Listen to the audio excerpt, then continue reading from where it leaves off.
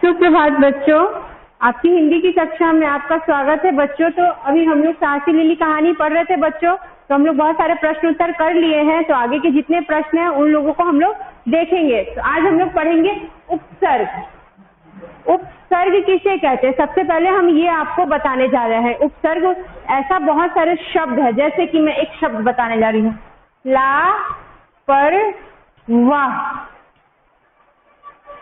बहुत सारे शब्द जिसे हम लोगों ने आगे प्रयोग किया है, बहुत ऐसे शब्द जिसे हम लोगों ने बाद में प्रयोग किया है ना। जैसे वाह और ला पर, जैसे ये है ना, तो ये जो शब्द है, शब्द के आगे जो शब्द होते हैं उसे ही हम लोग उपसर्ग कहते हैं। जो एक शब्द है ना, इसके जो आगे के दो वर्ण हैं उसे हम लोग उपसर्ग कहते हैं। ला यहाँ क्या हुआ? उपसर्ग हो गया। मैं एक सिंपल सा आइडिया आप लोगों को बताती हूँ। उपसर्ग समझने का एक तरीका है ऊपर। ऊपर मतलब पहले, ठीक है, और प्रत्यय मतलब बाद, पड़े, है ना। तो हिंदी मतलब यहाँ थोड़ा बंगला शब्द का मैंने प्रयोग इसीलिए किया है कि उपसर्ग मतलब ऊपरे, प्रत्यय मतलब पड़े, ठीक है। इस तरीके से आप कभी नहीं भूल पाइएगा कि उपसर्ग और प्रत्यय होता क्या है। पहले किस शब्द को उपसर्ग कहा जाता है, बाद वाले शब्द को प्रत्यय कहा जाता है, ये आप कभी नहीं भूलिएगा। तो उपसर्ग ऐसे शब्द होते हैं जो यही शब्द में जो हम लोग तोड़ते हैं, तब ये जो ला शब्द है, इसे जो ला है ना, उसे ही हम लोग उपसर्ग कहते हैं। तो इस प्रकार से आप लोग समझिएगा। तो चलिए हम लोग पुस्तक के माध्यम से देखते हैं क्या क्या शब्द दिए गए हैं, उसे हम लोग जोड़ते हैं बना के, है ना बच्चों। तो चलिए, एक हमारा शब्द है स्वदेश। इसे किस प्रकार हम तोड़ के दिखाएंगे आपको कि उपसर्ग और प्रत्यय होता क्या है। या देखिए, स्व, यह हमारा उपसर्ग हो गया ना बच्चों, और जोड़ हम लोग दिखाएंगे देश, तो यह हमारा प्रत्यय हो गया। अभी इसमें तो हम लोगों को प्रत्यय पढ़ना नहीं है, सिर्फ उपसर्ग हम लोग देख रहे हैं। तो यह हमारा उपसर्ग हो गया, यह हमारा प्रत्यय हो गया। तो इस प्रकार से तब जाके एक नया शब्द, अर्थवान शब्द बना, है ना, स्वदेश। तो उपसर्ग के बिना शब्द जो है अधूरे किस प्रकार है, यहाँ आप लोग समझ गए होंगे, है ना। तो चलिए दूसरा उपसर्ग हम लोग देखते हैं। उपसर्ग के बहुत सारे उदाहरण है, बहुत सारे बिंदु हैं, तो वो हम लोग देखेंगे। जैसे है अनजान, यहाँ पे दो अर्थ ऐसे ही प्रकट हो रहा है। अन्न मतलब भोजन, जान मतलब जान लेना किसी की, या कुछ ऐसे वाक्य बनाते हैं तो जहाँ पे हम लोग ये जान शब्द का प्रयोग करते हैं। तो इसे किस प्रकार तोड़ के उपसर्ग बनाएंगे वो देख लीजिए। बराबर अन जोड़ जान, है ना, यह हमारा उपसर्ग हो गया, यह हमारा प्रत्यय हो गया।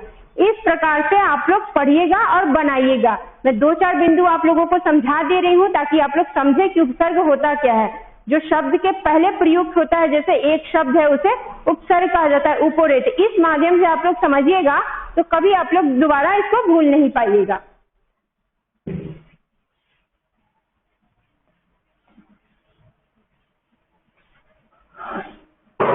और देख लेते हैं, जैसे बेहोश, एक हमारा शब्द है बेहोश, है ना। इसे किस प्रकार हम लोग तोड़ेंगे? बे जोड़ होश। बे तो कोई अर्थ प्रकट नहीं कर रहा है, इसीलिए यह उपसर्ग है, यह पहले प्रयुक्त हुआ है ना। तो इस प्रकार से आप लोग उपसर्ग को समझिएगा। और बहुत सारे शब्द जैसे विशेष, सुकर्म, है ना, तो आप लोग उसको देखिएगा और खुद कीजिएगा। मैंने आप लोगों को समझा दिया है, आशा करती हूँ कि आप लोग अच्छे से समझ गए होंगे बच्चों, है ना। तो आगे के जितने प्रश्न उत्तर है हम लोगों को वो करने हैं, तो हम लोग चलिए वो देख लेते हैं। और जितना मैंने समझाया उसके माध्यम से आप लोग कीजिएगा तो आपका ऐसे ही अच्छे से हो जाएगा, है ना बच्चों। समझ गए होंगे। उपसर्ग बहुत कठिन नहीं है, आप लोगों के स्तर का है, तो उसको समझ लीजिएगा। इसको मैंने बहुत विस्तार रूप से इसीलिए नहीं बताया है कि जब कक्षा खुलने वाली है तब तो हम लोग फिर से पढ़ेंगे ही इस चीज को। तो अभी मैंने जितना बताया उस माध्यम से आप कीजिएगा तो आपका पूरा बन जाएगा, समझ जाएगा कि उपसर्ग क्या है ना। तो चलिए आगे हम लोग देखते हैं। चौथा नंबर बिंदु हम लोग आज देखने जा रहे हैं, जहाँ पे बहुवचन रूप से खाली यहाँ पे रिक्त स्थान को भरना है ना। रिक्त स्थान को भरना है, वो हम लोग आज देखेंगे कि किस प्रकार से भरना है। और क्या भरना है, कोष्टक में दिए गए शब्दों के बहुवचन रूप से खाली स्थान भरो। एक वचन को बहुवचन बनाना है,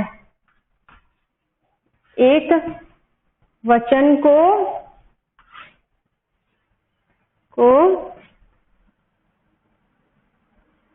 बहुवचन,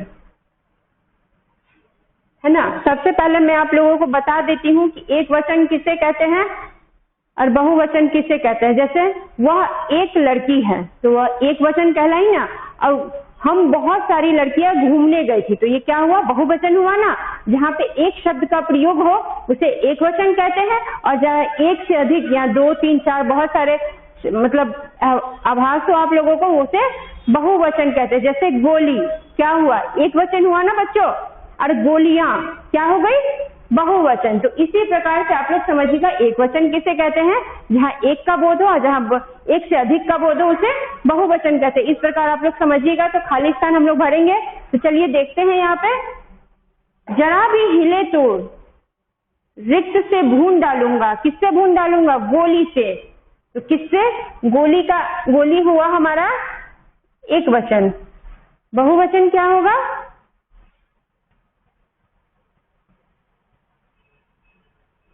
गोलियां। क्या हो जाएगा बच्चों, गोलियां। दूसरा है हमारा 5 रिक्त की पुलिस उसे खोज रही है। 5 देश, देश यह एक वचन है ना, इसका बहुवचन क्या हो जाएगा, देशों।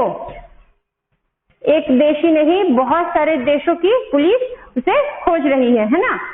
आगे देखते हैं क्या है, अगले दिन डैश में लिली के साहस की कहानी छपी। समाचार पत्र, पत्र है ना, यह एक वचन हुआ बच्चों, और है पत्रों, यानी कि एक समाचार पत्र में नहीं, बहुत सारे समाचार पत्रों में उसके साहस की कहानी छपी। तो पत्रों क्या हुआ, बहुवचन हो गया। तो इस प्रकार से आप लोग देखिएगा, समझिएगा कि एक वचन और बहुवचन क्या होता है ना। तो आशा करती हूँ आप लोग समझ गए होंगे बच्चों। एक वचन और बहुवचन बहुत साधारण तरीके से मैंने आप लोगों को एक वचन और बहुवचन समझाया है। तो आज के लिए इतना ही। आगे की कक्षा में हम लोग जितने प्रश्न उत्तर हमारे बचे हैं उसको अच्छे से करेंगे। आप लोग भी उत्साह के साथ पढ़िए, और जिस तरह मैं पढ़ा रही हूँ लाइन बाय लाइन आप लोग भी कीजिएगा, तो आपका भी पूरा होता जाएगा। हम लोग जिस तरह पाठ को पूरा कर लेंगे और नए पाठ की ओर बढ़ेंगे। ठीक है बच्चों, आज के लिए इतना ही। धन्यवाद।